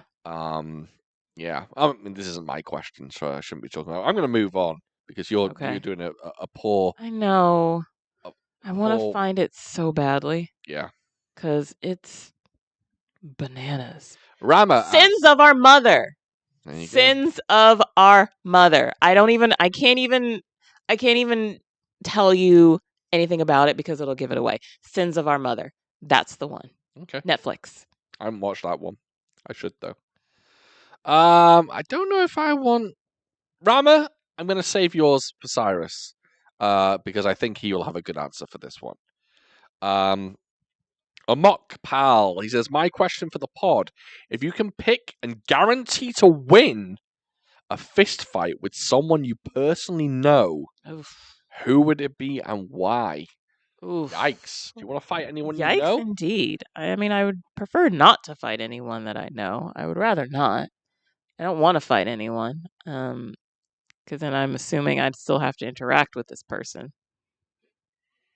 Yeah. I think this is a difficult question because the people I'd want to fight in my life are people that have, I don't really want to go into too much detail, but people who've like really affected my life badly and like caused my trauma in life. For example, I mean, I'll be honest, probably one of them, I don't know if I want to fight him because it's crazy to say this, but I would think about fighting my dad because my dad has done some like crazy shit in the past, and I think if I could just like hit him with some heavy slaps and then just be over with, maybe I wouldn't beat the shit out of my dad or anything. But I think there's people in my life in the past that have inflicted like horrible trauma and done terrible things to me in my life, and I'm not talking about light things here. I'm talking about like heavy things that I would probably like to fucking kill deep down. But I wouldn't like to talk about on the podcast. I'd like to fist fight any of them, and I wouldn't talk about them anyway. But only people like that nowadays. Anyone in my life that I'd like to fight that I know personally. I mean, yeah, there are people who get on my nerves. Yeah, but you don't want to fight them. I don't want to fight them. Could I give them, but I feel a little better if I could just give them a swift like kick or something. Sure, but I don't want to fight anyone. I guess. No. Or is he asking like, is there anyone that we think that we could take? What was it? No, if you could fight someone and a guarantee win, you would win no matter what. Like even if it was a 6'5" guy. Like yeah, okay. Like if we're talking like, who do I think that I can like I could easily. Like I can't beat up anyone in my life. I can't beat up you. I probably could. One person, but they're kind of small, so. Yeah, exactly. I mean, I don't think you can beat anyone. No, I don't want to beat just not that type of people. And to be honest, we're surrounded by mostly good people. Yeah. So I don't think there's many people. Would I like to put on some boxing gloves and have a quick sparring session with Cyrus just to see who would win? Maybe. Do you think Cyrus would beat the shit out of me if we boxed? I don't know. You've got size, but he might be quick. He's like quicker. Ferret. Yeah. He's like a little he's weasel. Quick. He's yeah. He's also got more muscle than me. Does he though? I mean, he's not. When he pumps. Oh, does he still? Does he still have it underneath? Been pumping lately. Oh, I don't know. I don't know. There was a time where he was pretty ripped, but that time is long gone. That time is long gone now. I think he might be. I think he's eating healthy now. So am I. 35 pounds down, guys. 35 pounds down. Mm-hmm. And I'm going to keep on going. That's right. But yeah, I'd like to like put on gloves and spar some of my friends. I think that would be fun. But no one I want to fist fight. Not really. Yeah. I've never been in a fist fight. Me neither. So I just don't think. Yeah. Amok says, how are y'all celebrating 50 years of hip hop? You know what? I am not celebrating anything. I didn't celebrate it very well. I mean, I didn't do much. I posted on Instagram a whole bunch of hip hop songs. That was kind of my way of celebrating it. Just posting a bunch of hip hop that I've listened to over the years. And I have actually been on Spotify kind of exploring new hip hop and looking for new hip hop. So it was all a dream. I used to read Word Up magazine. All right. Sorry. Who's that, Tupac? You thought I was being serious. You thought I was being serious. You knew the answer to that question. Of course I did. Of course. Big pun. Baby. There you go. If you don't know, now you know. Yep. So I've been kind of exploring like new hip hop and trying to look for new songs, and not even new hip hop, but songs that I used to from like artists I used to listen to that I never stumbled across. For example, I just listened to literally 3 Run DMC albums because I never used to listen to Run DMC. I never thought I liked them. Guess what? I don't like them. I can't. Run DMC just doesn't do it for me. But I've been listening to. Still like, enjoy Tricky. Tricky's fine, yeah. So's King of Rock. That's fine. I've been listening to like some Public Enemy, which I kind of skipped over as a kid. I don't know why, because Public Enemy is dope. I've just been visiting a whole bunch of stuff. I've got a bunch of playlists on my Spotify, and I'm so fucking simple that I label them Hip Hop 1, Hip Hop 2, Hip Hop 3. Each one of them has about 200 songs in it. Oof. I'm on the 4th one now. The 4th one has about 90 songs in it, so I'm still trying to build up the Hip Hop 4 one, and it's a smorgasbord of hip hop songs from different subgenres, different eras. But I do have a golden era hip hop list, Spotify playlist that has a bunch of songs in it, and I have one that's called Underground and one called Indie Hip Hop. So I've got like 12 different playlists filled with hip hop, and I'm constantly trying to add to it. So, but that's kind of an ongoing thing. But 50 years, crazy. Wow. And I've been listening to hip hop for 30 years? Yeah? No. 25 years. 25, 20? No, 25. I was listening to hip hop when I was like 13. Oh, okay. Yeah, I got into Snoop when I was like 13. And then, yeah, that's what happened. And the rest is history. Mohair Cam asks, if any of you had to go to jail or prison for any one thing, no matter how small, what would it be? Don't want to go to jail or prison for anything. You know what? I got the perfect answer. What? I would go to prison for... I'd go to jail for stealing a lipstick. Because how long would I get for that? Oh, okay. Maybe overnight, and then they'd let me go. Okay, maybe. Fine. I would pick the most insignificant crime for me to go to jail for. I think that's the answer to this thing. I mean, some people go, well, I'd fucking steal a plane. No. Go for the smallest, most insignificant crime, so you're having the least amount of time in jail. Yeah, I don't want to be in jail. Right? Thank you. Exactly. Horrifying. I'd go to jail for, like, having an open can of beer in a car. I don't drive. I wouldn't get arrested for that. Something so super stupid and super, like a noise complaint. I don't think you go to jail for that. I don't think so. I'd pick something a very small theft. Yeah. I would agree with that because I don't want to be in jail. Yeah. Most certainly don't want to be in prison. We don't commit crimes. No, we don't. The biggest crime I ever commit was stealing Devan's heart. That's right. That's right. You know what I'm saying? You should be locked up for that and throw away the key. I'm right. Fucking send me to the electric chair. Yes, we don't do crimes. No, we don't. Not in this household. Not in this household. Have I illegally downloaded a few films? Maybe. But I'm not going to tell you. Maybe done that a few times. But not anymore. I don't often do it now. But revealing yourself. Oh, come on. Fucking everyone downloads films. Everyone. Fucking I don't know, I don't torrent. Everyone torrents, and I don't. I don't torrent. Okay. Do you know what torrenting is? No. Oh. Well, I don't do that. Okay. I don't do torrenting, and everyone does. Okay. So I'm on the side of the good. Yeah. I can't even remember the last crime I committed. Well, we don't commit crimes. We don't. No. Yeah. No. Sorry. So yeah, I do something super insignificant, like graffiti. I get like graffiti something insignificant and I'd get put in jail for that for like 3 days.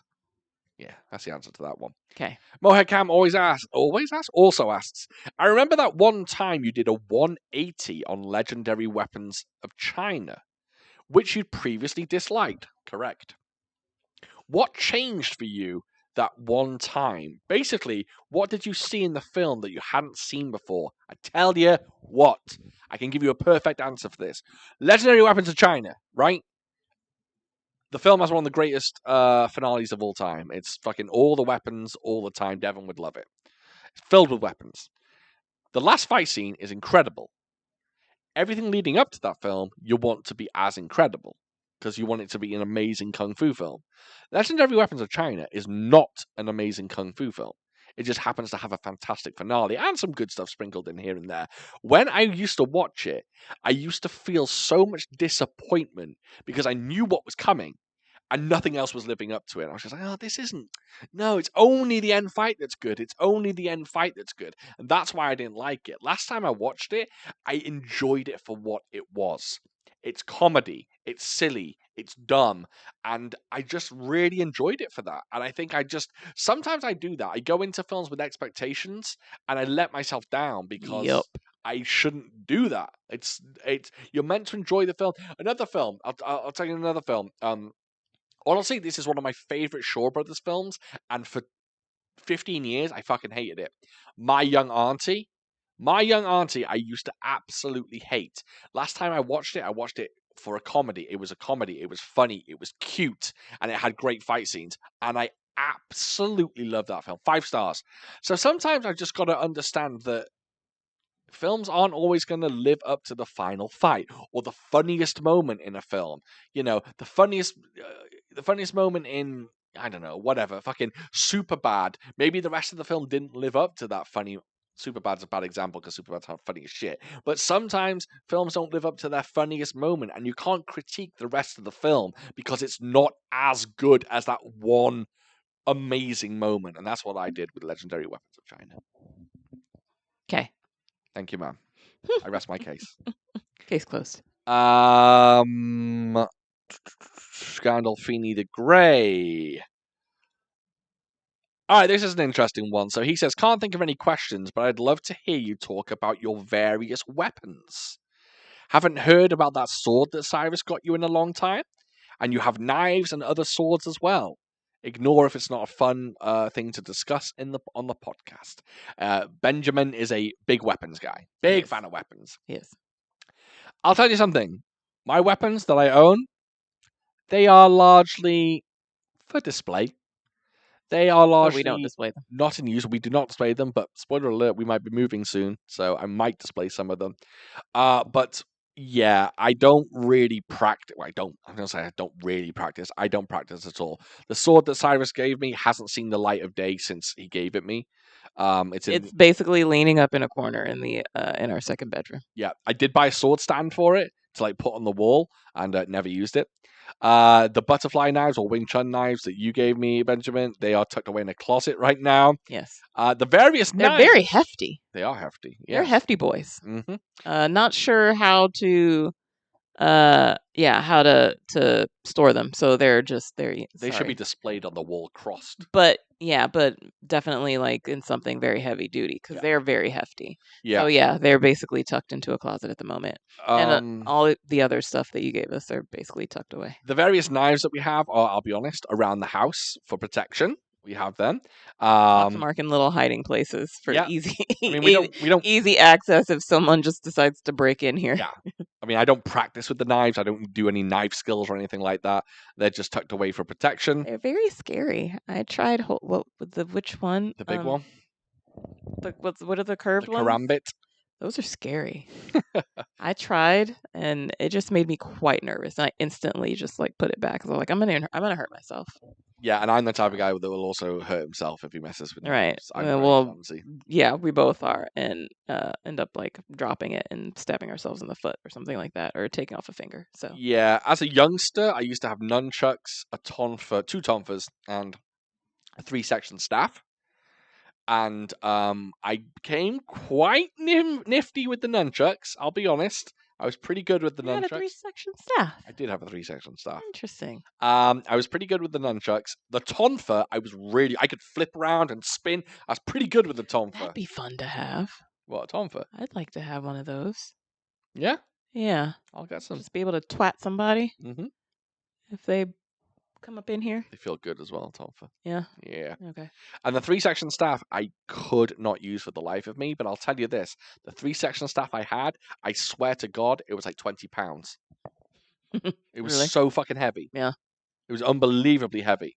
But yeah, I feel like if we were to try to display any of that, they would have to be high up because otherwise the cat would fuck with it. That's true. She's very much like, ooh, something new. And if it's within her reach, she's going to try to get to it and mess with it, knock it over, do God knows what to it. So that's also a consideration for us as well. Yes. Keeping things out of her reach. Absolutely.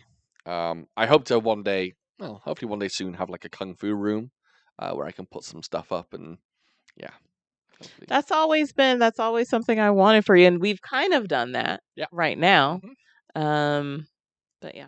Maybe in the next place it'll be a bit more. That room is a bit bigger. Who knows? So who knows? Yes. We'll talk more about our move soon, but we are planning to move. Yes. Yeah. Maybe that'll be something that we put on the channel once we spruce up that room appropriately.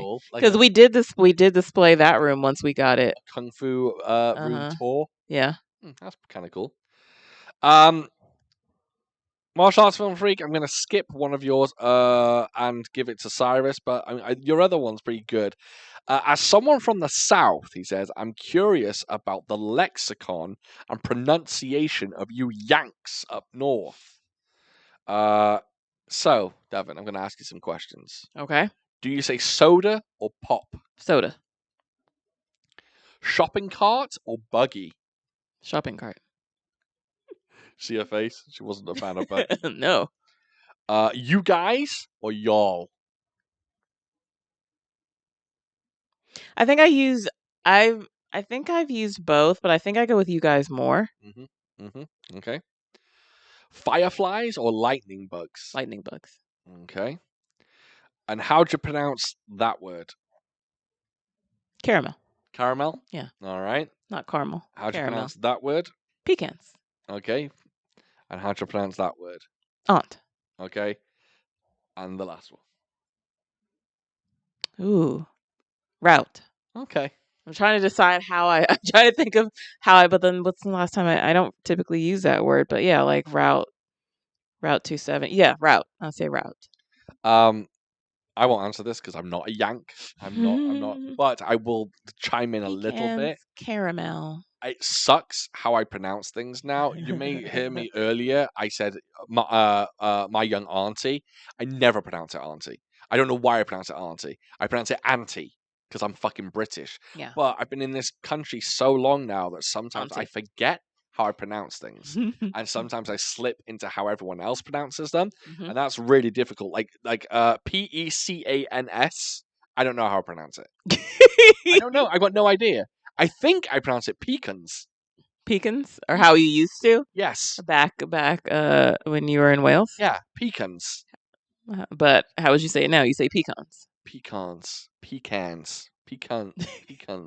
I don't know. Oh, this coffee tastes like pecans. Pecans. I don't know. Peacocks. I've got no idea how I pronounce things. And like aunt, I slip into aunt sometimes, but I like to say aunt. Auntie, I use, right? Auntie. Root will always be root. Fucking route. What are you talking about? It will always be root. What about caramel? Is it caramel? Caramel will always be caramel. Caramel, just caramel. It'll never be caramel. Okay. People who pronounce it caramel are high on meth. Yeah. I say, now that I'm in this country, I used to say pop, right? Now I say soda. Shopping cart or buggy? What do I call it? Oh, trolley. Trolley. I call it a trolley. Still call it a trolley. Still calls it a trolley. Yeah. You guys are y'all. I mean, you guys. I will never use y'all. I'm not allowed to use y'all. It doesn't work for me. Fireflies or lightning bugs? I kowtow to America and call them lightning bugs, even though I'd prefer to call them fireflies. But yeah. Interesting, isn't it? Language. Very interesting. Yeah, I've unfortunately some of the You've things. assimilated. Yeah, I've assimilated. Like it's like when I'm typing now. I have no qualms about leaving the U out of the word color. But sometimes I'll throw it in. So I do a mix. Sometimes you'll see me like in my tweets or something. Sometimes I'll use it. Sometimes I won't use it. I just, I'm ambidextrous with my language or with my use now. You go back and forth. Yeah, but certain things I'll never pronounce differently. I will always pronounce it bananas. I will always pronounce it aluminium. Yeah. Yogurt. Yogurt will always be yogurt. Yeah. Yeah. There's just certain things I just won't change. That's okay. But certain things I have. Like, unfortunately, I don't know. I sometimes flip between these two. Sometimes it's trainers, sometimes it's sneakers for me. Yeah. Yeah. Typically, the way my brain works is my brain goes, what phrase will Americans understand you saying more? Yeah. So if at one time I'm just like, oh, Americans prefer sneakers, so I'll say sneakers. Other times I'll just be like, fuck it, say trainers. Yeah. So, yeah.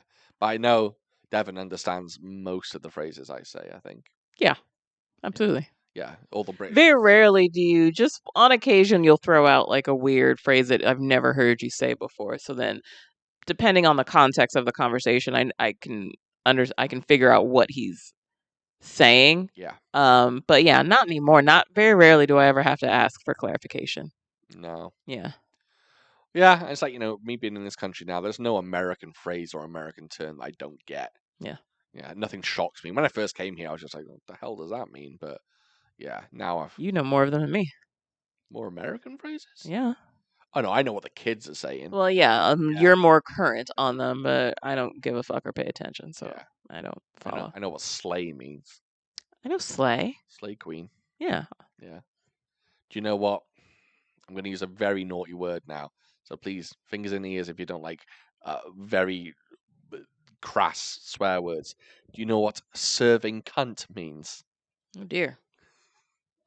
I feel like I have an idea. Okay. Use it in a sentence. That drag queen was serving cunt. Looking good. Looking good, or serving face, or like serving like face. exuding a certain energy, like Yas Queen. Yeah. Causing you to say Yas Queen, basically. Yeah. Yeah. Don't love it. Yeah, me neither. Yeah, but I think it's definitely.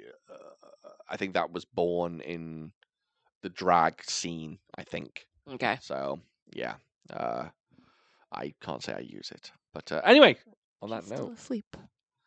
Yep, I'm shocked. That's good. The cat's asleep. That's a good thing for us because she is a pain in the dick. I 100% expected her to be walking all over our recorder, over the laptop. Yep. At one point when we were setting up, she was really going to town on one of the legs of the camera stand. In the past week alone, she's chewed through 2 pairs of my headphones. You left them out, though. I did leave them out because... Which he knows better. I think she should be trusted. I think she should be a normal you think that. human being and not touch my headphones. I don't know why you think that. My cat She fucking loves those headphones, and she chewed through one. I thought one would be enough of a warning, but then the second one happened. Admittedly. And then 3. I'm just like, Sean. Admittedly, I was in a rush one time. I was going to an emergency dentist appointment, and I left them out accidentally, and she chewed the fuck out of them. Yep. Yeah. So she can't be trusted. She cannot be trusted. She is she's a turncoat. She is a KGB spy. She is terrible. We're watching The Americans, by the way, talking about KGB spies. Oh, we mentioned that the last episode. Oh, did we? We did. Good show. Very good show. Bloody good. Still in the first season, but yeah, I think there's like a total of 6. But anyway. Yeah. You want to go over to the patrons? Let's hear our patron. Hey, everyone. We have a Patreon. We do. For a small amount of dollars. Mm-hmm. That sound right? Yes. For a small amount each month, you can donate to our cause, and we will funnel the money back into the podcast. We don't have the new mics with us today, but the new They're mics are over at Cyrus's place. We got cameras, as you can see. We got lights. You can't see the light, but there's a light on, etc., etc. We funnel it all back into the podcast. Yes. And yeah, for a few dollars, you can come along and you can get Each time we record a standard episode, we typically record what's called a Food for Thought Uncut. Correct. Which is an episode where we get maybe a little more spicy, maybe a little more in-depth, maybe emotional. Maybe we talk about mental health. Maybe we talk about fannies. Who knows? We talk about a lot of things. So we record that. We put that up there.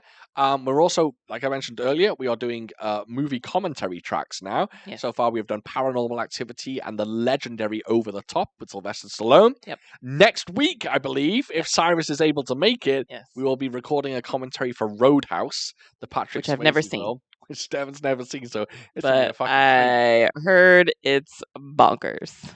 It's not as bonkers as you think. It's just Okay. very 80s. Okay. Yes, very 80s. Okay. Sam, what's his fucking name? Sam Elliott? Sam Elliott. He is a gorgeous man in that film. Really? Oh my god, that man is a beautiful man. Okay. With hair. I have hair like this. I am jealous of his hair. Oh my. Oh, Okay. it's luxurious. Okay. He uses Taylor Mane shampoo. Okay. So we'll be doing that. Yeah. Then I post some videos. I post about my Blu-ray collection, kind of updates to my Hong Kong cinema collection. I might review things here and there. What else do we do? Poll! Yes, if you're at the highest tier of our Patreon, you get to help choose a film for us to do for the podcast. And guess which one our patrons recently chose? This one, baby! The Reign of Assassins. Reign of Assassins, and that's why we're doing it. And what a great pick it was. So, yeah, the patrons get to choose once a month what film we do. Devin picks out a handful of films out of my collection, typically. I've been winging it this time. So before, and we had actually put up a video of this where I was sitting and just running through all of Sean's Blu-rays. Lately, I've been doing my own research. I like it. Basically, I've been Googling martial arts films and I've been giving a year. And just okay. I didn't know you were doing that. And I've just been just seeing what comes up, and I'm just looking at the the titles and the posters, and I'm just like, that looks pretty good. I don't look at descriptions or anything like that. It's purely by like the DVD cover or the poster. I love that because I don't know what she's gonna pick. I know what I have in my collection, right? And I know which one she might lean towards. Google, I have no idea what you're gonna pick. You might come up with something wild. Right. So, so that's basically what I've been doing recently. Good stuff. Keep doing it. So we'll have the next poll up probably soon. Yes. For you guys to vote once I do my Google. She's going to do a research, in-depth research, find some cool DVD covers, right? And then we'll post the poll up. But yeah, you get to vote on that as well. So yeah, good stuff. And we're constantly thinking of new things to add to the Patreon. If you have any suggestions, please feel free. Yeah. I would. We would love to be able to do more, but we're also working on our YouTube channel as well. And yeah, trying to juggle time to provide lots of content when this isn't our main gig. He has a full-time job. I have a full-time job and school. So please forgive us if we're not putting up enough things on Patreon, because since the YouTube channel is new, we've been putting a bit more effort into establishing the YouTube channel as well. Yeah. So we apologize in that regard. Trying to balance all of this is it's tricky. It's a tricky thing, but we're trying. Yeah, we definitely are. And, obviously you can tell by the YouTube, we've got 3 different series up there right now. We got the podcast, we got Fight Bites, and we have Kung Fu Sations. So hopefully we're going to put out more and more of those. That's the point. I've got to get someone for the next conversations. So interesting. Anyway, our patrons at the moment are Miles. Alpha Rookie, Nick, Shane, Nicholas, Amok Pal, Rama, Disconnected, Tristan, that's Martial Arts Film Freak, Robert, our newest. Robert! Is Robert. Welcome. Oh no, we woke her. Oh shit. We woke the beast. Oh no. The beast stirs. No. Art School Dropouts, Eloquent, James Glennie, Don Jitsu, Tina, and Benjamin. Woohoo! Are our beautiful patrons. Love you, beautiful They are all folks. the most attractive people you've ever seen. That's right. Yes. Yeah, good Superstars. Stuff. Superstars indeed. So we're doing the audio podcast. We've got YouTube. We've got a Patreon. I keep doing the Instagram. I'm on Twitter. All that good stuff. So did you say the Facebook? We have a Facebook. We're on the Facebook as well. Yeah. Or we just food for thought on the Facebook? I think so, right? Yes. Yeah. And guess what, guys? I don't run the Facebook. This one does. I send her content. Don't get me wrong. She's not making her own content. I'm not. If she did that, we would be in trouble. Oh, that'd be terrible. Yeah. He's telling me what to put on here, and that's what I do. Yes, we are food for thought. We're food for thought on Facebook. On if the you don't old get a Facebook. response to your comment on Facebook, that's because she's running it. I get to it. I'm sorry. Yeah, it's not immediate. Do you like it, or do you actually comment back? Well, see, I have to talk to you first. Okay. So yeah. She's putting in the work. I'm trying. She is my co-host. I'm trying to be helpful so that it doesn't all land on him. He does the majority of the work. You're so very helpful. Would you say I'm food for thought? Yes. Yeah, I think I say that. Like I am food for thought. You are. Yeah. Yeah. Me and Cyrus just kind of show up. But I'm trying to be more helpful. No, you're doing a great job. You're doing a great job. She reminds me to do stuff. We lead busy lives. I lead busy lives. I've got multiple balls in the air. She does. Work in school. Unlike Real King. That's right. Who's got balls in the air or otherwise. Or anywhere. Yeah. Yeah, you do. You have school. You have work. But I want to be helpful because we're branching out, but hard to find the time. Anyway, we're just whining. Anyway, I know. We're doing this podcast. We're just like, it's such a fucking pain in the ass doing the podcast. We love doing it. It's not a pain in the ass. Not at all. We love doing it. It's just, finding the time to give you guys the quality and content you deserve. And you need. That's right. That's it. You need what we do. You need us. Come join us. Imagine if I started a food for thought cult. Imagine if I was interesting. Cult. Interesting. Yeah. What would your name be? Would you be called Grandmaster? Yes. That's too close to Grand Dragon. Okay. Is that Grand Dragon is Ku Klux Klan, right? I have no idea, to be perfectly honest. The head of the Ku Klux Klan is I don't follow those guys. What about Grand Wizard? Oh, that's rap. Grand Wizard Theodore. He was a rapper. I feel like Grand Wizard is also a part of one of them too. Ku Klux Klan as well, I think you might be right. I think so. Yeah. Not good people. Maybe, okay. No, they're not good people. No.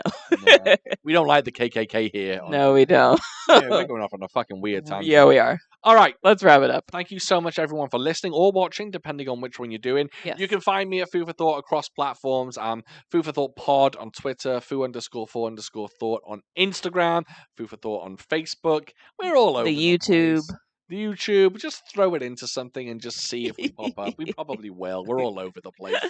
But we appreciate you. We really, absolutely. Really do. We love doing this podcast. We love doing it for you guys. We love chatting the way we do, and the fact that you enjoy what we do just fills our hearts with merriment. Still seems crazy. Yeah, I mean, it is. It's talk about it was all a dream. Right. It's a callback. But yeah, we really, really appreciate you guys, and I hope you enjoy this episode. So we will catch you next time. I don't know what. I'll post what film we're doing next time. I think if I remember, on the move. If I remember correctly, next episode we are doing Shaolin Mantis, the Shaw Brothers film. I think we're gonna go ahead and do that next episode. All right. Thank you, everyone, and we will catch you next time. Yeah, buddy.